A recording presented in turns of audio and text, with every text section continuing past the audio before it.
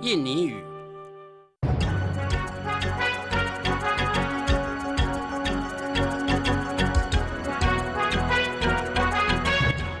Apa kabar pemirsa? Mari kita saksikan berita imigran baru. Kasus wabah penyakit demam berdarah di seluruh Taiwan telah menular sebanyak 4.000 kasus. Data akumulatif kasus wabah penyakit demam berdarah di kota Tainan menempati urutan tertinggi sebanyak 3.800 kasus. Dan jumlah total korban jiwa yang telah meninggal dunia karena menderita penyakit demam berdarah sebanyak 10 orang. Para petugas tenaga medis telah dengan sekuat tenaga menyemprotkan obat serangga di berbagai tempat. Namun, penyebaran wabah penyakit demam berdarah tidak kunjung berkurang. Sampai data akumulasi pun menyatakan telah ada 3.825 kasus. Dalam seharinya bertambah 318 kasus. Bisa dibilang jumlah yang sebanyak itu telah memecahkan rekor kasus wabah penyakit demam berdarah dalam tahun ini. Selain itu, ditambah lagi dengan data orang yang telah meninggal dunia. Di seluruh Taiwan sebanyak 10 orang yang terdiri dari 9 orang dari Tainan dan 1 orang lagi dari Kaohsiung. Wakil Kepala Wali Kota Tainan menyatakan, untuk saat ini di Taiwan ada 22 kabupaten yang di dalamnya ada 18 kabupaten yang terkena wabah nyamuk demam berdarah. Hanya tersisa daerah Taitung, Penghu, Machu, dan Lianjiang yang tidak terkena wabah nyamuk demam berdarah. Dan data akumulatif sampai saat ini pun menyatakan, wabah penyakit demam berdarah ini telah mencapai angka 4.000 kasus. Wabah penyakit demam berdarah telah menyebar di kota Tainan dan Kaohsiung. Sampai ada seorang tenaga medis yang dimana pada saat dia sedang melakukan pencegahan, namun dia sendiri juga malah terkena gigitan nyamuk malaria sampai dia dinyatakan menderita penyakit demam berdarah. Nyamuk malaria ini benar-benar sangat menakutkan, namun awas kita pun juga jangan sampai salah menyemprotkan obat nyamuk agar tidak mengakibatkan luka pada tubuh kita.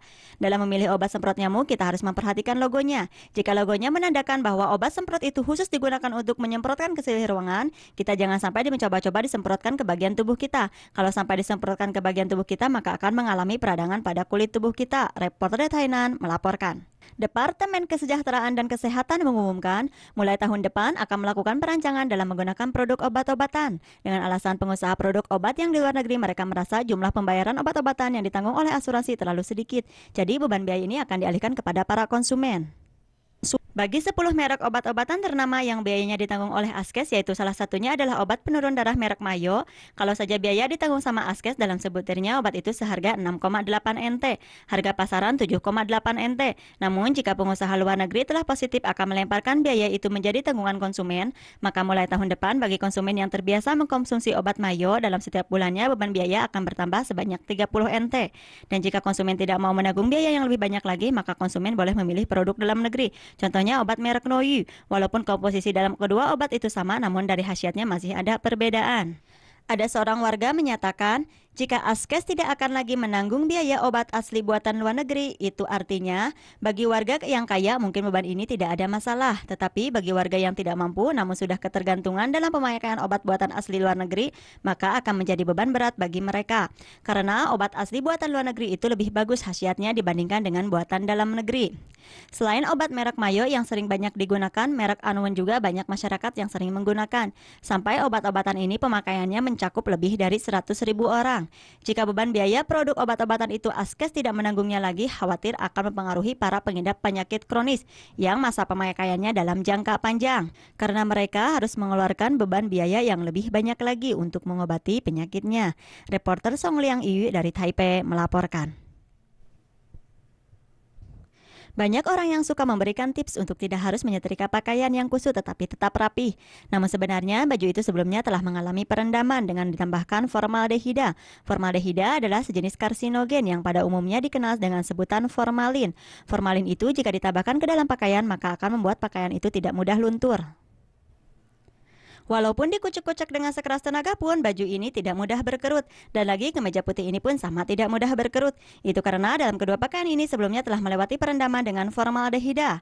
Seorang profesor bermarga Huang menyatakan, formaldehida adalah yang biasa kita kenal dengan sebutan formalin. Dan peraturan di Taiwan dalam menambahkan formalin ke dalam pakaian itu dibatasi sampai 75 ppm.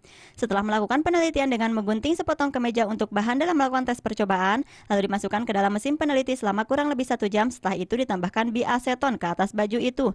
Selanjutnya dimasukkan ke spektrofonometer. Kemudian kita bisa mengetahui seberapa banyak jumlah total kandungan formalin dalam baju itu. Setelah melakukan penelitian, walaupun petugas laboratorium menyatakan bahwa kandungan formalin dalam pakaian itu tidak melebihi batas, namun dokter memperingatkan bahwa formalin itu sejenis karsinogen. Jika terlalu sering bersentuhan dengan kulit tubuh kita ataupun tidak sengaja masuk ke dalam tubuh kita, maka akan kemungkinan terkena kanker. Dokter pun menganjurkan, jika kita membeli baju baru sebelum dipakai, hendaklah cuci terlebih dahulu sampai bersih, agar sedikitnya bisa menghilangkan kandungan formalin yang ada di dalam baju itu sendiri. Reporter Wang Ichong dari Taipei melaporkan. Banyak orang yang suka mengkonsumsi kue tar, namun dalam kue tar itu sendiri di dalamnya ada ditambahkan asam lemak atau biasa dikenal dengan sebutan emulsifier atau SP. Walaupun di dalam negeri ini produk SP itu diperbolehkan untuk ditambahkan ke dalam makanan agar bisa mengawetkan makanan dan menambahkan rasa pada makanan, namun kita disarankan agar jangan terlalu banyak mengkonsumsinya. Rasa kue tar yang pada saat menikmatinya terasa enak dan lembut sehingga tidak heran jika banyak orang yang suka mengkonsumsi kue tar. Tetapi sebenarnya dalam kue tar itu ada ditambahkan bahan sejenis asam lemak yang biasa dikenal dengan sebutan emulsifier atau SP. Pengusaha pedagang kue tar pun menyatakan saat membuat kue tar, putih telur dan gula pasir harus diaduk-aduk terlebih dahulu sampai rata. Terus sirup rasa mangga, terigu dan kuning telur dicampurkan sampai rata juga. Dan terakhir tambahkan kurang lebih 5% SP. Selanjutnya panggang ke dalam oven. Setelah dipanggang selama kurang lebih 20 menit, kemudian kue tar yang telah dipanggang itu dibiarkan sampai dingin. Bahkan pengelola pedagang kue tar itu mempraktekkan dengan menekan antar kue tar yang ditambahkan SP dengan tidak ditambahkan SP. Maka bisa dilihat dengan jelas bagi kue tar yang ditambahkan dengan SP kuenya lebih lunak dan bagi kue tar yang tidak ditambahkan SP kuenya lebih padat. Jadi SP itu bisa dibilang juga adalah salah satu bahan yang terpenting dalam pembuatan makanan ringan ala barat. Namun bahan itu sendiri sebenarnya tidak baik bagi tubuh kita.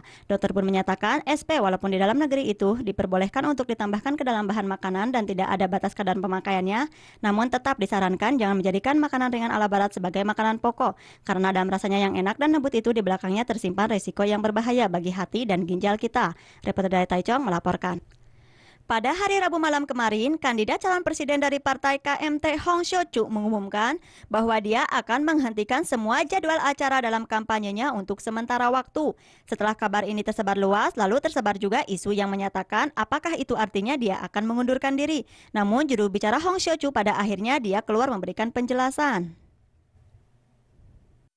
Pada tanggal 2 September hari Rabu malam kemarin, Hong Xiu-chu mengunggah pesan di medsos yang berisi bahwa dia akan berhenti untuk sementara waktu dalam semua jadwal acaranya. Dia ingin introspeksi diri dan mempersiapkan lagi energi dalam menghadapi kampanye mendatang.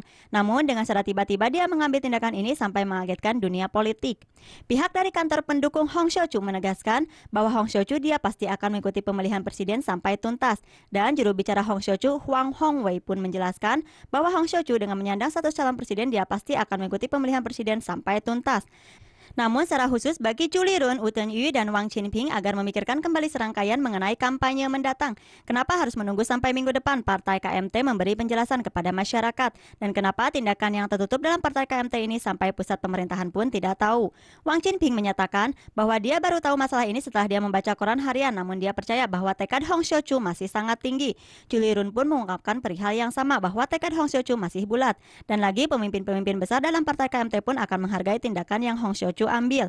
Banyak dari lapisan masyarakat, para wartawan ingin segera mendengar tindakan apa yang akan diambil Hong Xiu-chu. Mungkin jawaban ini harus menunggu sampai 3 hari ke depan. Reporter Huang Xiaoseng dari Taipei melaporkan. Sebelum saya beranjak, saya akan mengantarkan Anda dulu untuk melihat seekor lumba-lumba putih yang berada di Amerika Serikat. Terima kasih atas partisipasi Anda, selamat malam dan sampai jumpa.